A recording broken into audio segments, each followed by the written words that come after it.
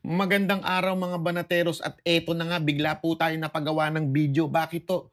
Kasi meron na namang nagpapakalat dyan na kesyo tumakas na daw si Pangulong Duterte sa Pilipinas dahil dito sa ICC na to. Una sa lahat, mga putang ina nyo. Yun lang masasabi ko sa inyo, mga putang ina nyo. Bakit kanyo? Alam nyo, kung sino mang nagpapakalat na to, ito may nabasa ako Natunugan. Ito ang title Natunugan.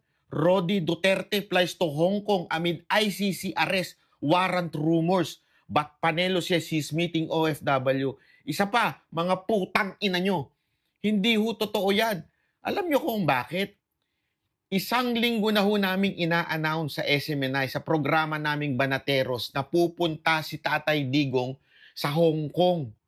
Ito po'y mahigit isang linggo na. Planado na ito. Hindi pwedeng bigla-biglaan magkakaroon ng event sa Hong Kong.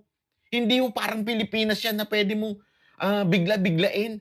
Hindi, gusto namin mag-event. Hindi ganun yun. Yung event na po na yan, ay planado yan. Pinapaalam mo na maayos sa gobyerno ng Hong Kong. Mahigpit po sa gobyerno ng Hong Kong. Hindi pwedeng lumagpas ng bilang. Kailangan yung oras sakto or else papatayan ka. Bawal ang late. Hindi pwede katulad ng nangyayari sa atin sa Pilipinas na nalilate yung ibang mga kandidato. Hindi pwede dito yan. Nandito po kami sa Hong Kong ngayon. Ngayon mismo. Mga putang ina ninyo.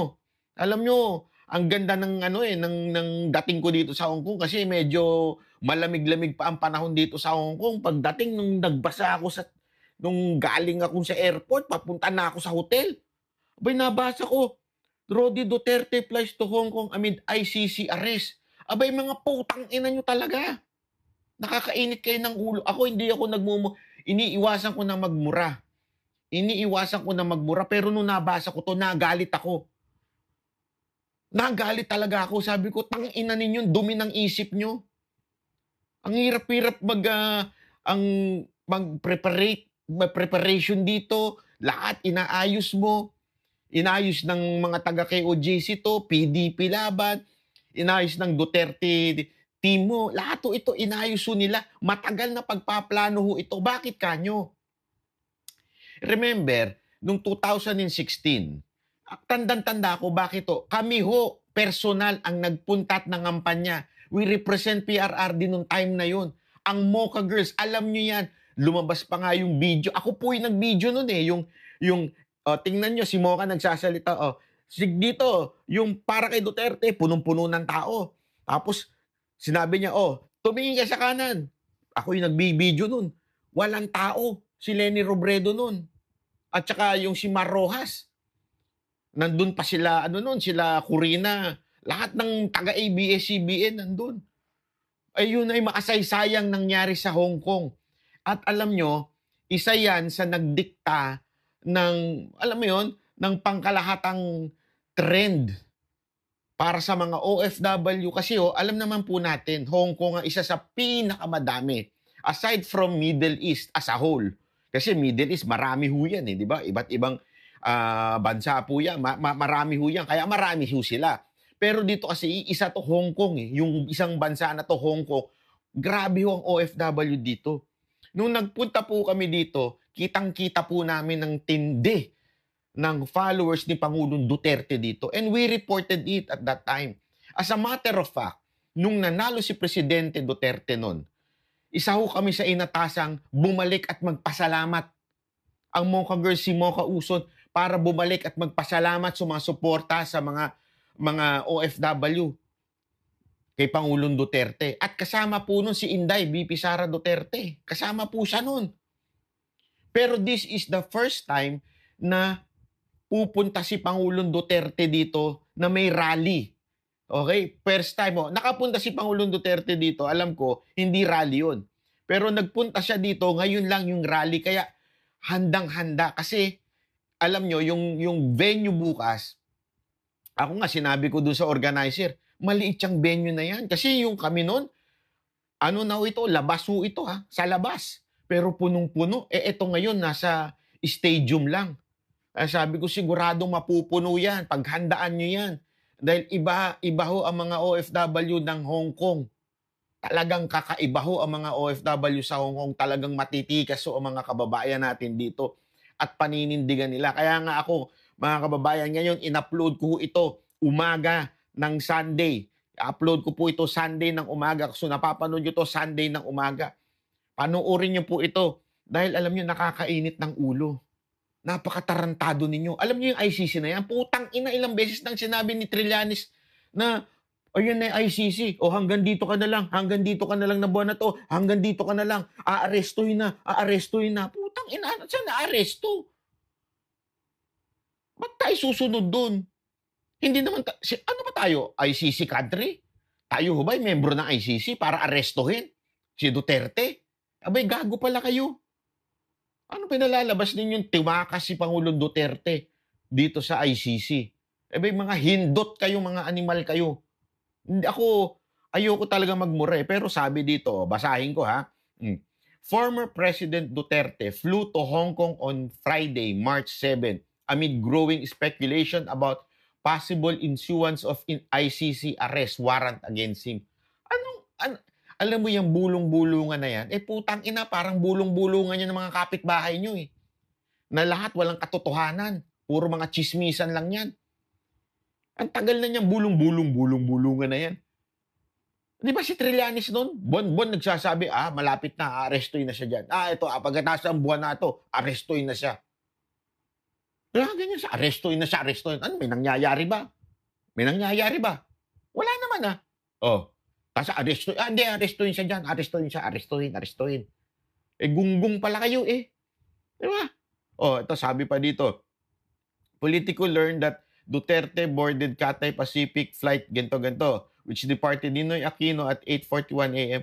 Learn talaga, Politico learn. Lumabas sa social media yan. May video yan na mga nagbibideo sa kanilang mga tao. Kalat na kalat yan sa social media. Tapos Politico learn, parang naka-scoop kayo ang datingan. Na-scoop namin na lumabas. Parang patagong lumabas si Duterte. Tumatakbo si Duterte na parang patago. Abay, gago ba kayo? Kung patago yan, hindi mabibidyo yan ng kusino-sino. Ang dami yung video na lumabas. Bumati pa siya dun sa mga tao. Bumati pa siya dun sa crew nung eroplano. Nagka-late-late na nga. Hindi ko alam kung nagka-late-late Pero di ba, ibig sabihin ng mga kababayan, hindi ho yan tinago. Kasi, parang politiko just learn, blah, blah, blah. Naku, wala akong masasabi sa inyo, ha? Talagang ano kayo eh. Sabi dito, parang ang dating kasi 8:41 daw at nag-arrive ng 10:25. Parang ganun. Tapos Duterte former Chief Presidential Legal Counsel Salvador Panelo dismiss rumors. Boy, naturalmente. Siguro malamang sa malamang, isa ho yan sa mga nag-a-announce. Isa ho yan sa mga nag-a-announce at sinasabing darating si Duterte sa Hong Kong. Pinopromote yan Pinost ko pa nga yan May poster po. At saka ho yan, ano ho yan? Nationwide. Actually, first time, pinag-usapan namin yan Hong Kong. Tapos Luzon, Visayas, Mindanao. Sabay-sabay yan. It was all prepared. Tapos sasabihin nyo, parang binigla, itinago. Gusto ko kayong fake news. Di ba? Sabi nung baklang congressman na yun, fake news. Yeah. Tapos sasabihin nyo, parang itinago na tumakas, pumunta doon para lang gunggong kayo. Tingnan nyo yung poster niyan. Napapakita natin dyan. Pakikita natin. Ipopost ko yan sa comments. Yung poster na yan, paano mo organize yan ng sabay-sabay ng bigla isang araw? Pinost namin yan. Gumawa kami ng event kasi arestuin si Duterte. Kaya gumawa kami ng nationwide event. Tarantado ba kayo? Hindi, alam mo yun, ito ay inorganisa ng PDP, Duterte team, at higit sa lahat ang KOJC. Ang nag-facilitate talaga niyang KOJC, buong nationwide. Kaya nga, kaya nga team, pansinin ninyo, tama talaga yung sinasabi ni Pastor Kibuloy na kaya siya inipit noon dahil alam ng administrasyon na ito na talagang malaking kontribusyon ang gagawin ni Pastor Kibuloy. Lahat ng events ng PDP, ni Pangulong Duterte, ay kasama ho ang KOJC. At kita nyo naman, pag KOJC o si Pastor o ang SMNI ang nag-ayos, o yung tinatawag nating team po ni Pastor, ang nag-ayos, siguradong maayos, organisado. At yan ay plan ahead. Ano to, kumuha lang kami ng ticket, basta-basta. Hindi, tatakas si Duterte, kuha tayo lahat ng ticket, mga ulul. Ganon? Tarantado pala kayo eh. Ano sasabihin nyo? Lahat kami nakapunta, may ticket na ako mula nung una-una pa lang. Ina-announce na nga namin po, abangan nyo kami. Eto may papakita pa ako, sandali lang, may papakita pa ako, mga punyeta kayo.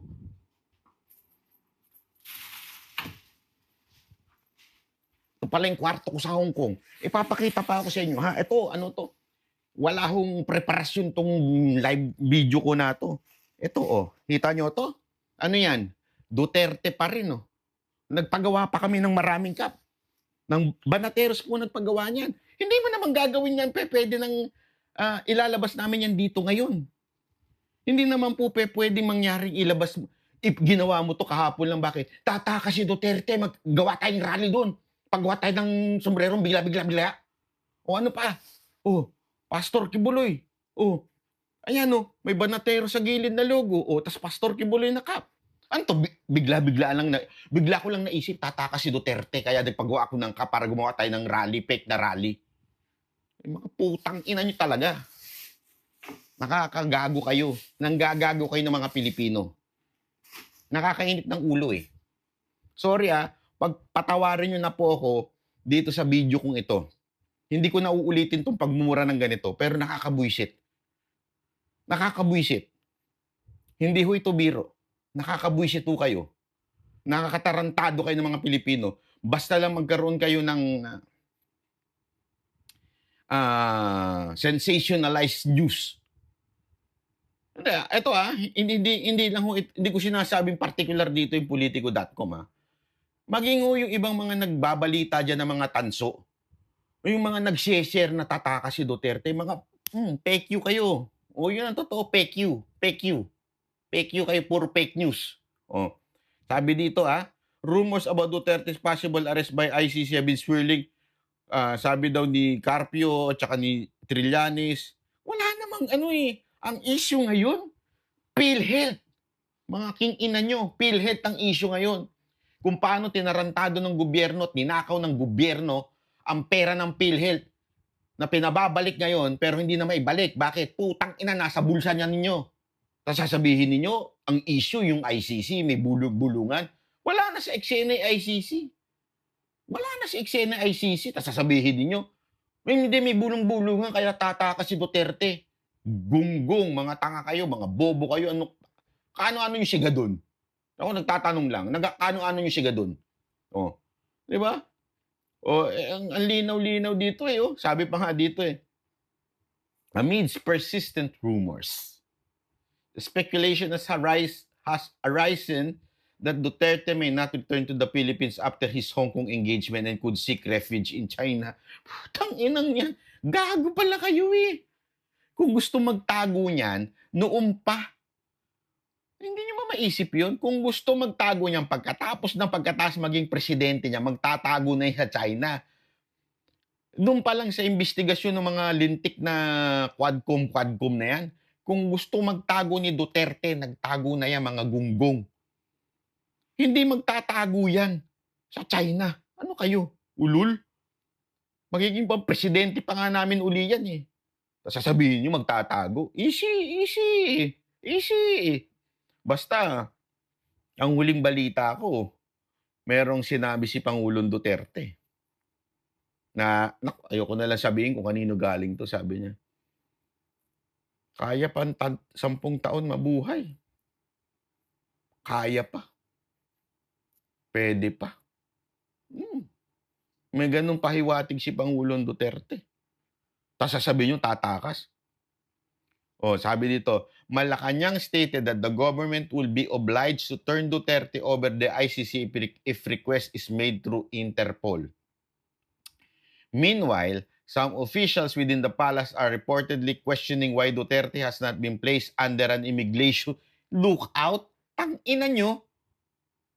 Magiging presidente pa nga namin uli yan Sasabihin nyo magtatago. Easy. Basta, ang huling balita ko, merong sinabi si Pangulong Duterte na, ayoko na lang sabihin kung kanino galing to, sabi niya. Kaya pa 10 taon mabuhay. Kriminal yung tao para i-look out ninyo, which would allow the Bureau of Immigration to track his movement in out of the country.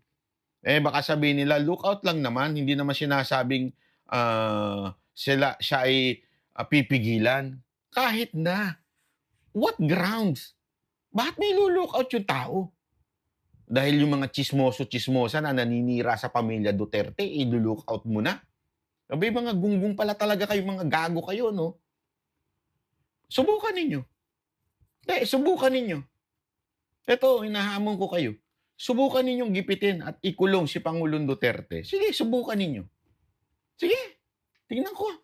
Tingnan ko, tapang ninyo mga gunggong kayo dyan, nagmamagaling kayo. Na puro kayo, yung tapang ninyo, pag kayo, itlog nyo naman nandito. Hindi, kasi alam mo yung mga tapang-tapangan na yan.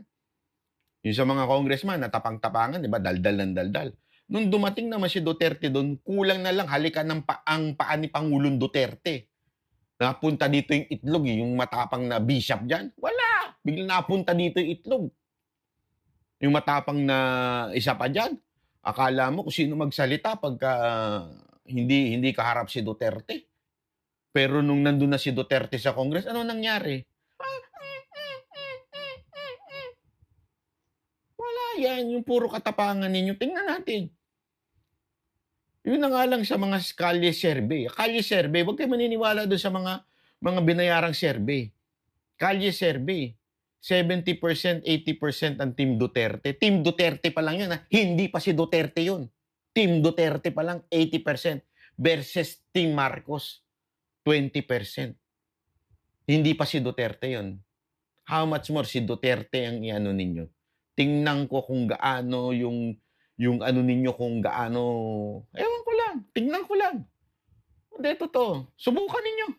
Nang malaman ninyo, hinahanap ninyo. Nananahimik ang mga Duterte. Nandi dito para magpasalamat ang mga OFW, mangampanya ang PDP. Bakit kayo takot? Ang totoo, takot kayo eh. Ang totoo, takot kayo na kayang mag-mobilize ng hindi administrasyon. This is the first time. Alam niyo, this is the first time na kaya mag-mobilize ng hindi administrasyon, walang makinarya. Ang makinarya ay nasa administrasyon. Pero kayang nationwide sabay-sabay. Nangyari yan yung isang araw, di ba? Yung, saan ba ito? Sa isang lugar, nandun po tayo, nagsalita din po tayo dun. Tapos, kung saan-saan yung mga tao, iba't ibang lugar, ang daming lugar nun. This time, umabot, international, Hong Kong. Balita ko, may mga kasunod pa to. Malay nyo, mapunta tayo dyan sa Singapore, sa Japan, Middle East, kung saan-saan. Nationwide. Tapos, nationwide sa Pilipinas, tapos international. Asia, kung saan maraming OFW. Alam nyo kung bakit, mga kababayan? Alam nyo naman, mga kababayan, malapit sa puso ni Pangulong Duterte ang OFW. Alam mo ako, eto ha, ilang beses ko nang sinabi sa channel ko ito. Ilang beses ko nang sinabi sa channel ko ito, uulit-ulitin ko. Alam niyo, sobrang mapagmahal si Pangulong Duterte sa OFW. Personal niyang mahal talaga mga OFW. Bakit kanyo? Alam mo, nung time na medyo yung OFW parang tila napapabayaan, talagang kinuha si Mocha eh. Nilagay siya doon. Tapos personal siyang tinatawagan. Tinatawagan nila Senator Bongo, ni Pangulong Duterte at sinasabing, Mocha, siguraduhin mong maalagaan ng OFW. Alam nyo, nung pandemya, si Mocha walang pahinga. Alam nyo kung bakit? Mayat-maya tumatawag ho ang Malacanang at kinakamusta. O Mocha, may nagre-report sa amin na yung ganitong mga galing, di ba, nag-repatriate sila, nagbadala sila ng mga ano dito, ng mga gusto na umuwi kasi kailangan na umuwi dahil nagsasarado na ibang mga bansa. Sabi, Mocha, ihatin nyo ito, siguraduhin nyo makauwi. Kasi minsan pinipigilan ng mga nung mga barangay sa mga probinsya, yung mga OFW. Parang dinidiscriminate, sinasabing, uy, baka may dalang sakit yan. Kaya si Mocha personal. Talagang sinasamahan niya sa bus, sa hotel, pinupunta niya. Pandemya to ha. Hindi ko sinasabing Dahil masipag si oo, masipag si Mocha. Pero more than that, it is because pina-follow up yan maya't maya ni Senator Bongo, ni Pangulong Duterte. Di ba ho? Mahal ho ng Pangulong Duterte yung mga OFW. Kahit ho sa pagkain. Ito example ha. Bibigyan ko lang kayo ng example. Nung panahon na hirap makahanap ng pagkain yung mga OFW kasi hinahatiran ni Mocha ng personal yung OFW ng pagkain sa hotel ha. Siya mismo sumasama na maghatid para sisiguraduhin na nadidistribute na maayos. Hirap na hirap makahanap si Mocha ng catering nun na magpo-produce ng more than 2,000 a meal a day. Pandemya yan eh. Alam mo, ang sabi ni Pangulong Duterte, hindi, basta i-order mo kahit sino, maghanap ka na. Huwag mo nang isipin kung magkano, basta i-order mo. Kailangan mapakain ng OFW mabusog. Tanungin ko kayo mga OFW, kayong mga napauwi nung panahon ng pandemya, hinutel kayo, di ba? Dinahatiran kayo ng pagkain. Pangit ba yung pagkain na kinahatid sa inyo? Masarap, di ba? Ang dami nagsabi sa amin yan. Ang sarap ng pagkain na hinahatid sa amin dito. Kasi utos ni Pangulong Duterte yan. Personal ho yan. Pangulong Duterte, Senator Bongo, tinututukan nila yan. Ganon kamahal ni Pangulong Duterte ang mga OFW.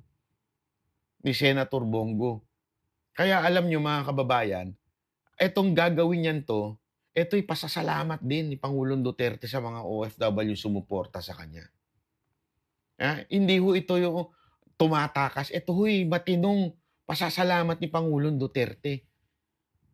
Alam ko may mga iba pang pupuntahan na talagang gusto ni Pangulong Duterte na siya alam mo, pwede naman pahinga si Pangulong Duterte. Nakakapagod ang bumiyahe. Kahit sabihin na natin, dati siyang presidente, siyempre may VIP pa rin yan, kahit papaano, pero nakakapagod yung bumiyahe. Ang tanda-tanda na nung mama na yun. Pero bakit niya ginagawa? Kasi nga, mahal niya talaga mga OFW. Kaya nga, alam ko, ang pagkaalam ko, isa yan sa mga binilin din ni Pangulong Duterte kay Pastor Kibuloy. Kaya nga kay Pastor Kibuloy, ang plano niya sa mga OFW, pag nanalong senador yan, yung pensyon.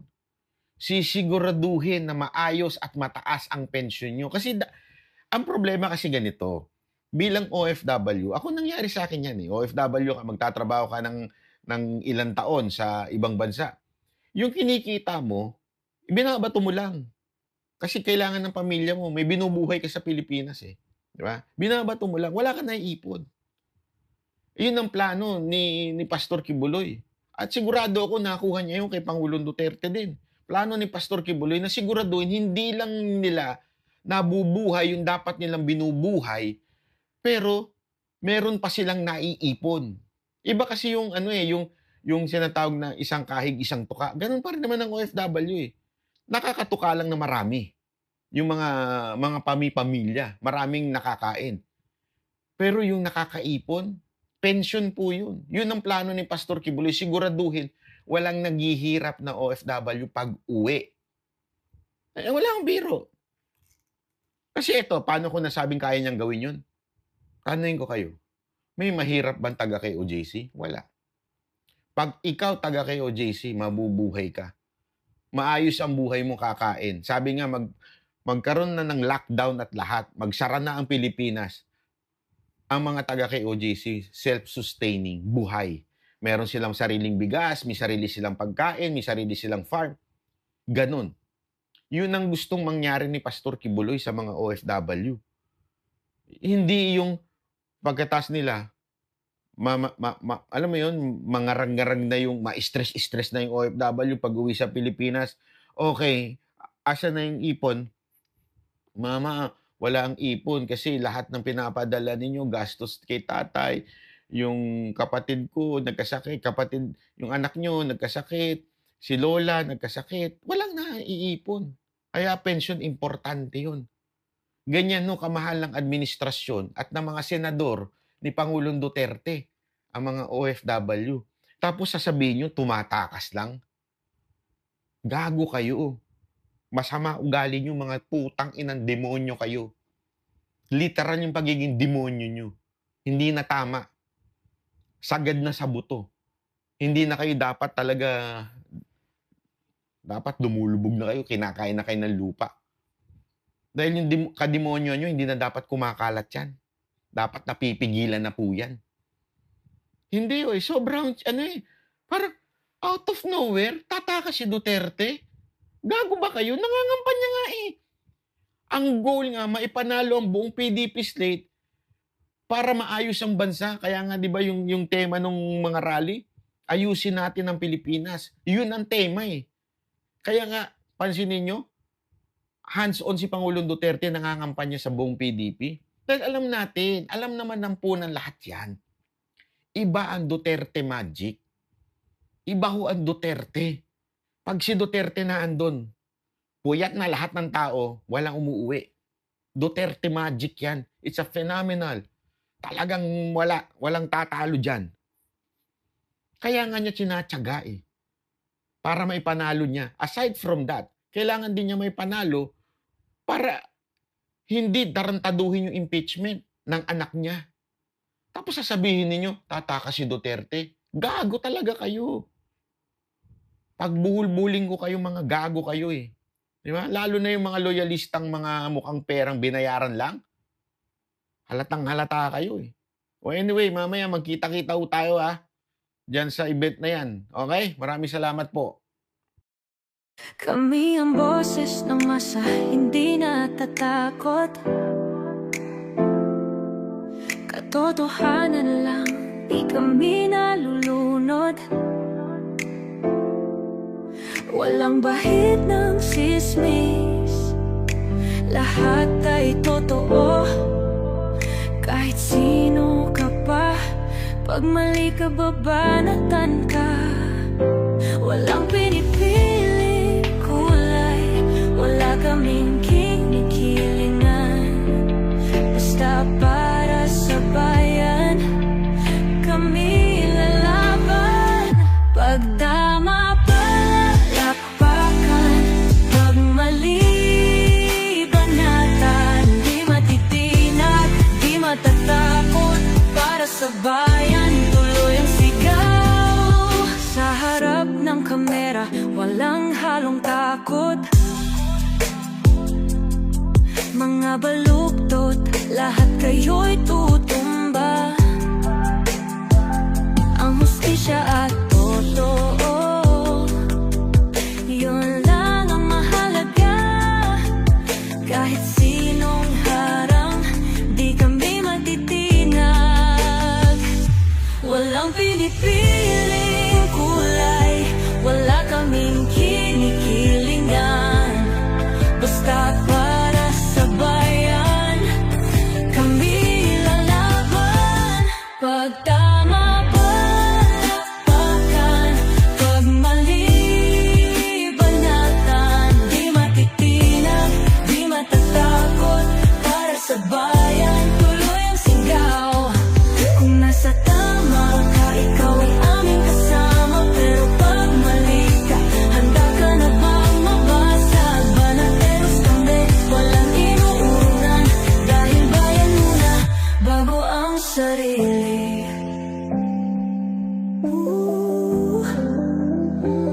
Bago ang sarili.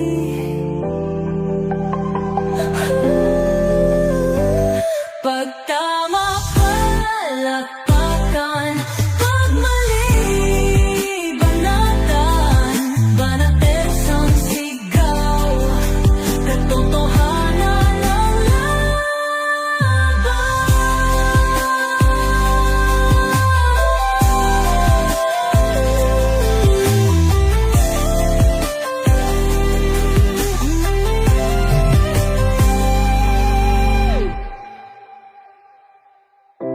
sa harap ng kamera,